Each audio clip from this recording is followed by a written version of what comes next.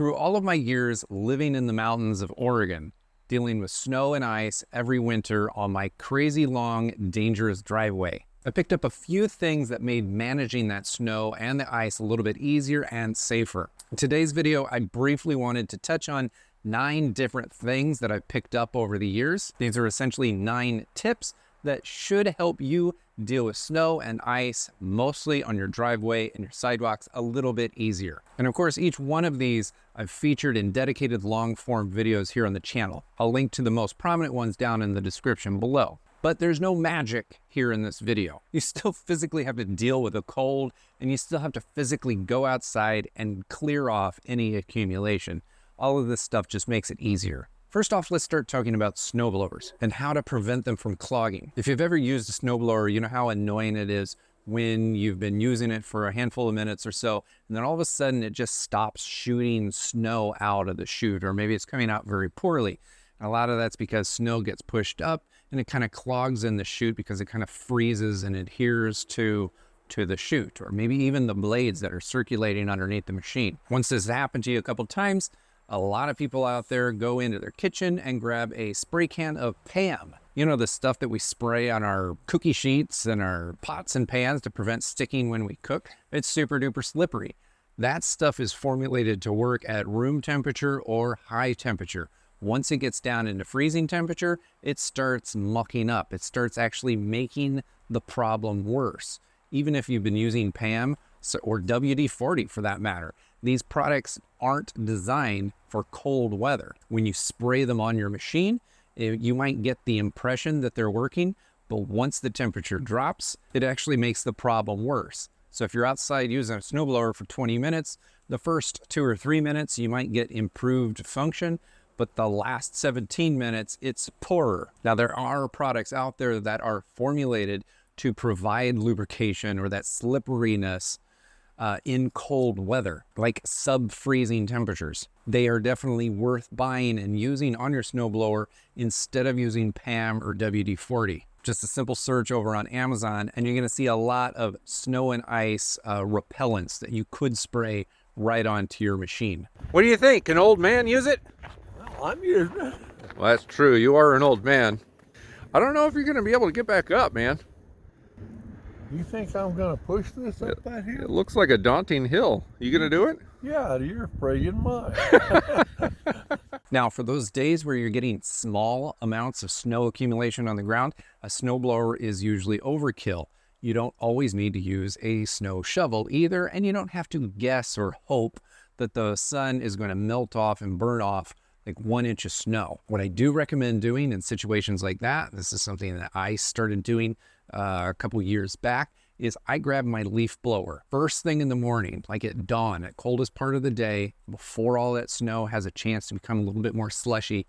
I'd step outside with the leaf blower and blow the snow right off of the sidewalks and the driveway. So much easier than using any sort of snowblower or snow shovel. You're certainly not going to get it all, but you're going to get enough to make it far easier for it to burn off once the sun comes out, if the sun is going to come out. If you got wet, heavy slush, it's probably not going to work all that great, but a lot of times, all you got is just a dusting of fluffy snow, the dry stuff, the stuff that moves around easy.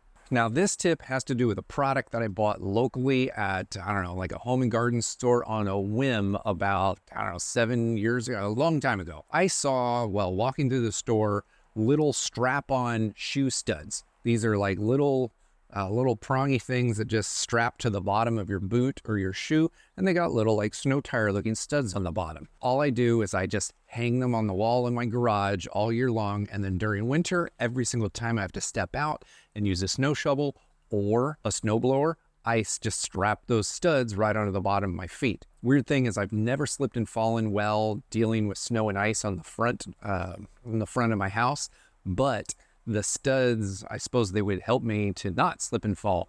But what they do help with the most is physically shoveling and pushing a snowblower around. When you've got a lot of traction underneath your shoe, it's just a heck of a lot easier to push a snow shovel around or manhandle a large snowblower. These little shoe studs cost like nothing. Like, it was a win. It was like buying a Snickers bar at the checkout stand. It was an impulse item. I recommend that you get some and use them every single time. Now, for those of you who look at weather patterns and you foresee a light snowfall overnight, but not like a big storm, I do recommend, especially if you have a driveway or sidewalk that is a little bit more dangerous, put ice melt down on that area or rock salt down on that area the night before you anticipate this light snowfall. If you're anticipating about 1 inch of snow, if you put ice melt down on the driveway, the next morning, you're gonna see 1 inch of snow everywhere, except for on the driveway, you're just gonna have a dusting.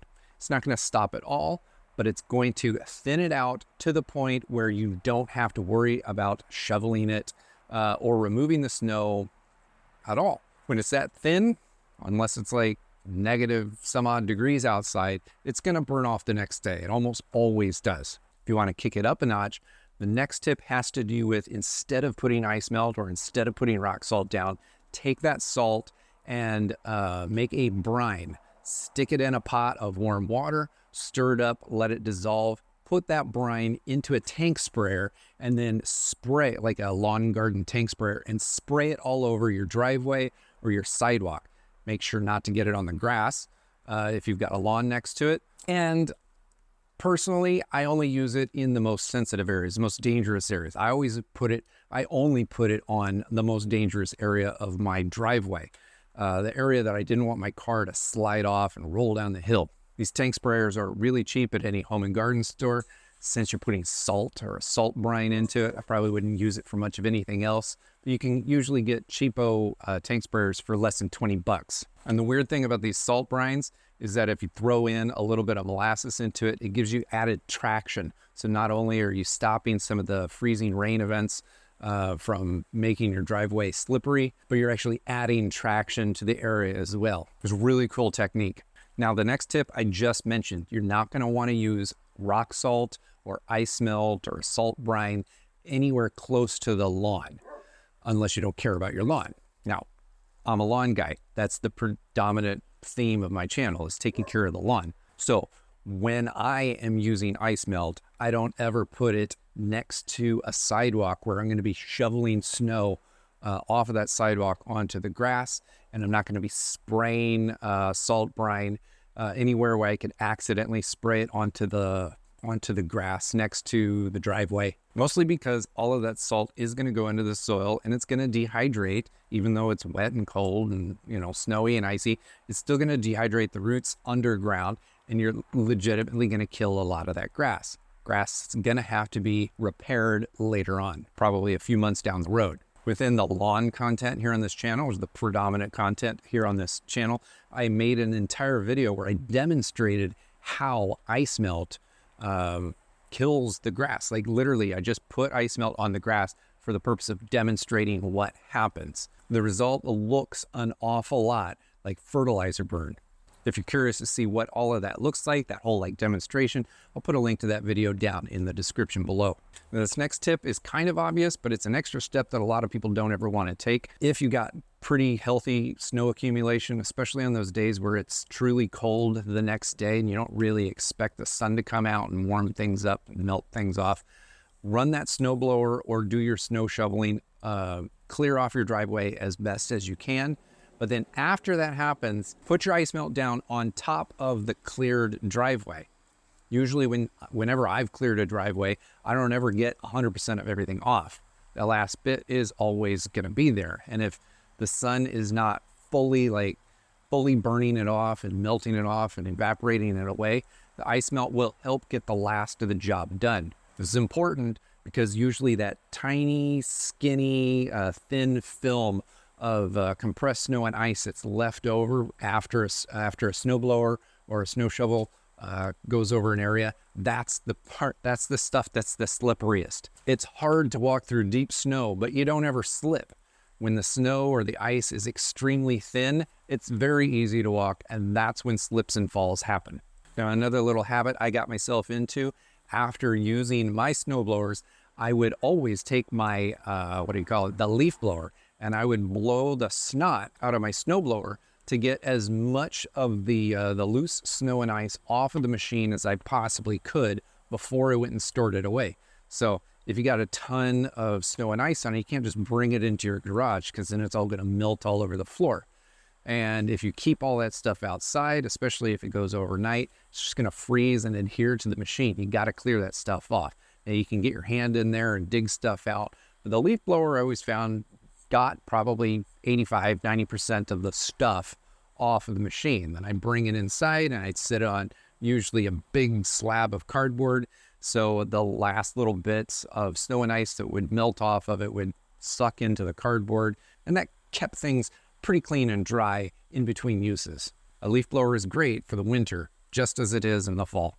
Now this next tip has to do with the damage that snow can do to the lawn right next to your driveways and sidewalks. So if you're shoveling snow off of your driveway onto the same exact spot of your lawn all winter long, you've got mounds of snow constantly in various stages of melt and pilage.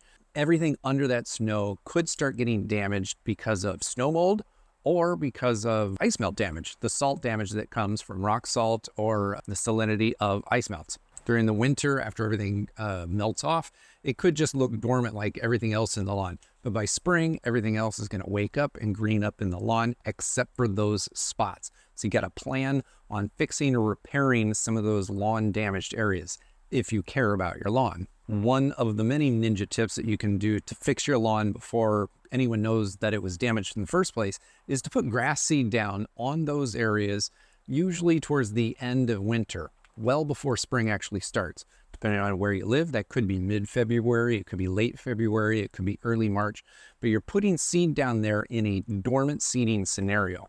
Dormant seeding means you put seed down on the spot and you don't actually expect it to germinate and start growing grass for a long time because the soil is too cold. Everything should be dormant. But by putting that seed down, you're priming it in cold, damp weather so that when conditions are ripe and perfect for that seed to germinate, it's going to do it all on its own. Honestly, though, that tip by itself kind of starts dovetailing us into a completely different topic: lawn recovery and spring preparation. Near the road where your snow plows, like your city snow plows that just dump snow and sand and grit and all of the gunk that's on the road, and they dumps it right onto the edge of your lawn. There's a good number of things that you can do in the end of winter before spring happens to fix those areas. Just because plows are coming through damaging the front doesn't mean you got to live with it. I actually go into the secrets of that. It's not really a secret, but I go into that right up here in this video. That video is gigantic, however. There's actually 62 tips in that video